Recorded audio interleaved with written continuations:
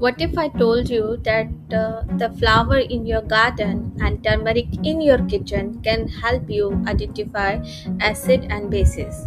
No laboratory, no expensive equipment, just nature doing science.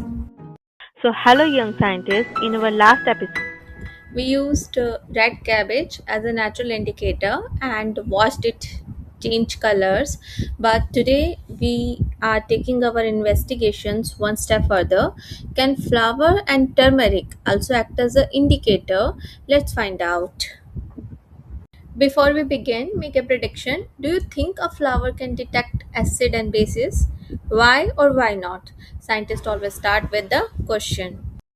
So many colorful flowers contain the natural pigment called anthocyanin. This pigment are sensitive to pH changes. So for the experiment, what we need hibiscus petals and the warm waters and transparent cups and lemon juice and soap solutions. And you can also take blue pea flowers in place of hibiscus petals. So for this, we place the flower petal in the warm water and gently crush them. Soon the water become colored.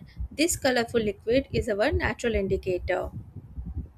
So now for the test. So now we take the indicator into separate beaker and then add a few drops of lemon juice in first one and add some soap solution in the another beaker and check for the color changes. So as we can see, the flower pigment react differently in acidic and basic solutions. That's why the color change. The nature has hidden chemistry inside flowers all along. So hibiscus flower also have anthocyanin like red cabbage and they are pH sensitive too. When you add hibiscus to lemon juice which is acidic, the solution turns a bright pink or red in color. And on the other hand, when you add the hibiscus solution to the soap or basic solution, it shifts to deep purple or blue.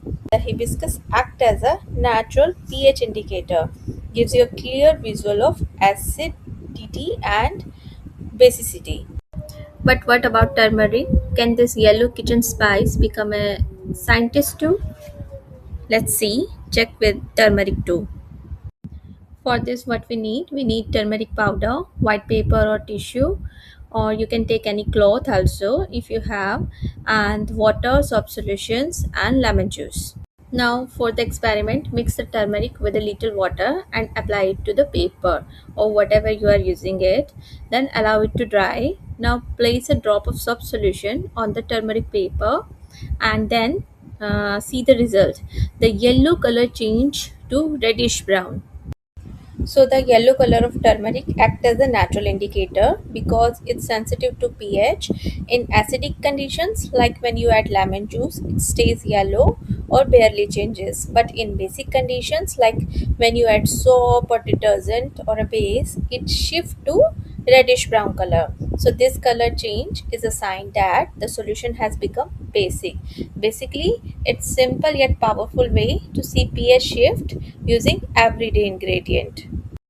And why did I give this example? Because I wanted to connect this experiment or this example to our everyday life. Think about it, sometimes when we eat a little curry or turmeric sauce spill on our clothes, and what happens? It leaves a yellow stain. Now, to remove that stain, what we do, our moms or we use the soap or detergent, and suddenly that yellow stain turns brownish, almost black, and over time it fades away when we dry it in the sun. This is exactly what's happening in our experiment. Just like the turmeric stain changes color with soap, and the hibiscus indicator also react to acid and base. So science is everywhere, even in your kitchen stains. So scientists use indicator in laboratories, but today we discovered that indicator can also be found in flowers, vegetables, or spices around us. If you were a scientist, which flower would you test next? A rose, a marigold, or a butterfly pea flower? But here's something even more interesting. Some plants can tell us about pollution in the environment. Yes, plant can actually act like the environmental detectives. How do they do that? We will uncover that mystery in our next episode.